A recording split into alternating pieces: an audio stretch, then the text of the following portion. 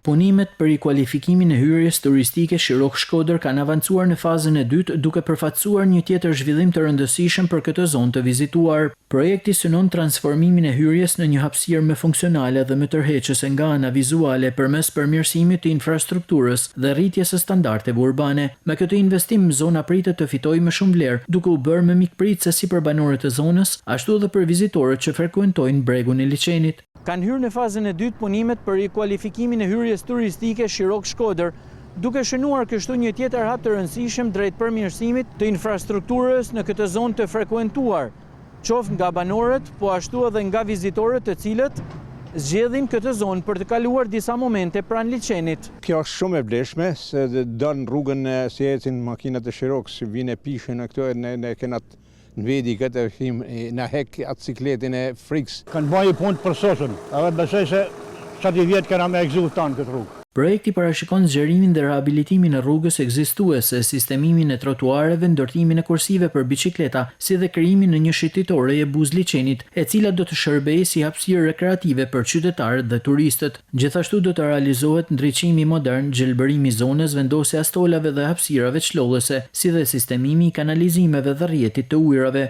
Në kuadër të këtij investimi, po vjen edhe procesi i dëmshpërblimit për objektet që preken nga gjurma e projektit, me qëllim që punimet të zhvillohen pa pengesa.